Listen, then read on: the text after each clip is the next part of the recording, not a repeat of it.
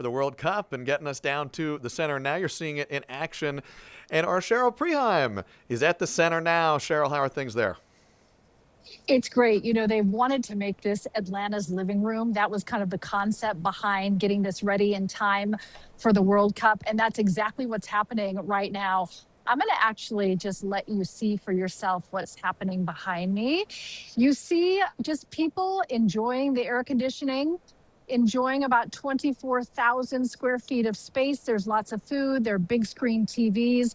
This is like pumping up the AC, but not having to pay the bill. That's the way to do it. Now you do have to buy the food, but fans have really loved this. And I have to tell you about our experience getting here, because this is kind of the epicenter, right? Because it's right across the street from Centennial Olympic Park, which is Fan Fest. And it took us about an hour and 40 minutes to go 3 something miles because we were trying to get to this spot. And what we saw on the way was actually so much fun. I felt like I was part of a FIFA parade because we saw so many fans that were leaving the game. We saw so many Spain fans that kind of looked like, what just happened? And then we saw Cabo Verde fans that were just also like, what just happened, but in a thrilling kind of way. But what you feel down here is maybe what happened when this first became a destination in terms of Centennial Olympic Park. Hosting the Olympics 30 years ago really became an international city. And that is the vibe here in the center and right outside its doors. You see people wearing soccer jerseys from all over the world. There are all kinds of vendors showing the international flair of our city, welcoming visitors from around the world too. The energy, Zach, was really so much fun. I think the favorite part for me so far was just the point where we decided it'd be faster to walk. So we jumped out of the minivan and grabbed all our gear in our backpacks, and we just walked a couple of blocks, and we talked to soccer fans, and we saw people celebrating, and we saw all the vendors interacting with guests to our city. And we just felt the incredible energy. And there was one point where a whole group, a fleet of Atlanta police officers on bicycles sort of pulled out from in front of the center to change shifts and disperse around this area.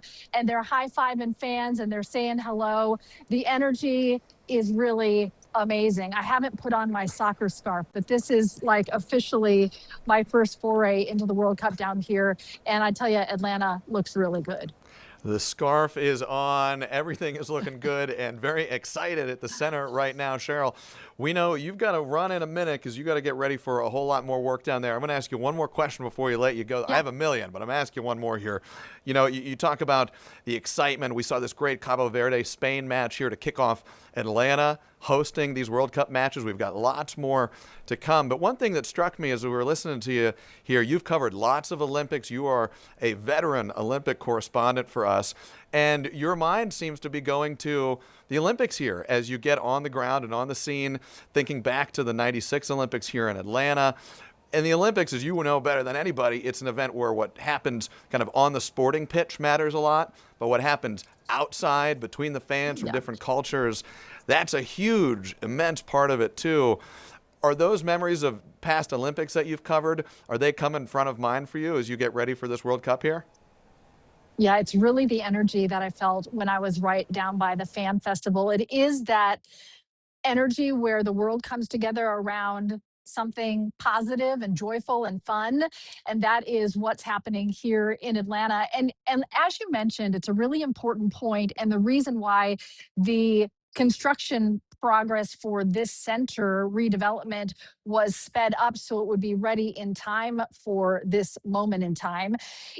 Really wanted that feel where people, whether they had a ticket for inside Atlanta Stadium to watch the playing on the pitch or not, they could still very much feel a part of the 2026 World Cup vibe. And that's true. I mean, one thing that stood out to me, Zach, maybe it's because I'm a mom of four, but there were so many kids like on mom and dad's shoulders and waving flags from all over the world. And this is going to be what we like to call now a core memory. They're always going to think of Atlanta as some place they got to go, and it'll be something they'll talk about for the rest of their lives. And I feel as we're walking around the city, it's like this sense of pride from us, the locals, in being able to have that hospitality and bring the world here. So I definitely feel that parallel, but the World Cup is something all its own, and it is so much fun to see the passion of the crowd. And I mentioned that the fans for Spain were kind of shocked at what happened. You know, they were the hands down favorite against Cabo Verde. But that's part of the fun too, right, Zach? Because you never know what's going to happen. And what a cool opportunity for Cabo Verde for playing in its first ever World Cup. And the fans that we saw from Cabo Verde that were so excited to be in Atlanta Stadium for that moment. Now, Spain, you're going to see a lot more of Spain. In fact, they're playing in Atlanta June 21st. So they'll regroup, and I think they'll be on fire the next time they're on the pitch. But I think the energy down here is so much bigger than football or soccer.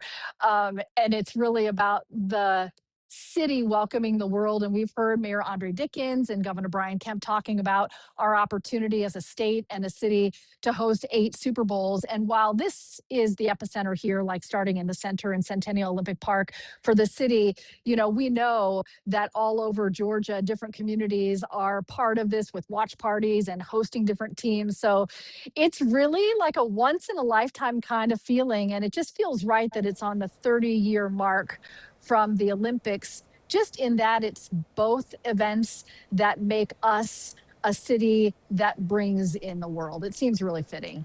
Call it football, call it soccer. We can all agree it is a big deal, a big moment, and an opportunity to show off the city that we love to the world. And nobody's going to do it better than you, Cheryl Preheim. We appreciate you. We appreciate the whole crew that's got that center set up, Yeah. ready to go for us. And we're going to let you go because we know you got some prep work to do. And then we're going to see you in just 36 minutes at 4 o'clock. So we will see you shortly, Cheryl. Thank you very much. All right. See you then.